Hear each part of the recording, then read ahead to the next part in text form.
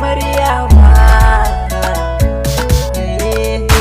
sarauniyar mata, Maryama gimbiyar mata, rashin ki ba makawa zan yi cutar da babu warkewa.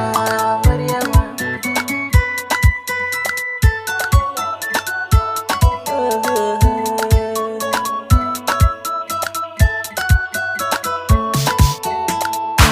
da mace so samu ne, kullum kina nan a kusa da ni, rashin ganin ki makanta ne, bisa idona yake gani. Maryama sirrin ruhina ne, ɓacin ranki ban so na gani, zaman da muka yi a rayuwa ne ya sanya raina yana ta gini. Wata rana da sassafe na fito zana bar gari, na gano mota can gefe ta tsaya a gefen gari, gashi na niyyar zan tafi sai na fasa na dawo gari. Ina tahowa gun motar sai na ganta tana tirire, da na buɗe motar na mata uku a cikin garari.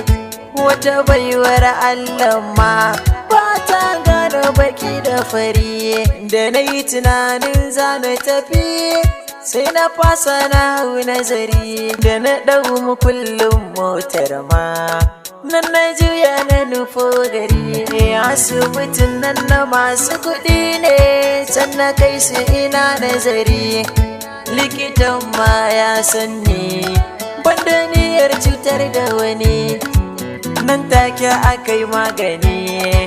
Maryama ta fara gani, da na kai su gidan musu jinya, biyun kawayen sun ka tafi, daga ni sai mamana Maryama a can gefe. Maryama halinta ga tsafta kuma tana son mamata ne, da na tuna ai za mu rabu sai hawaye ta fita, na kasa gane mene ya saka hawaye ke ta fita. Maryama ta ban labari ita ce kadai gun abanta, gata da kauna yayi mata baya bidar bacin ranta. Asibin da suka yi a baya sun taho daga makaranta, kwatsam na je karar mota ce ta 'yan sanda, suna zuwa suka haune da duka har da mai kwalan sanda. Rabuwar mu Maryama yau ta zo sanadiyar 'yan sanda.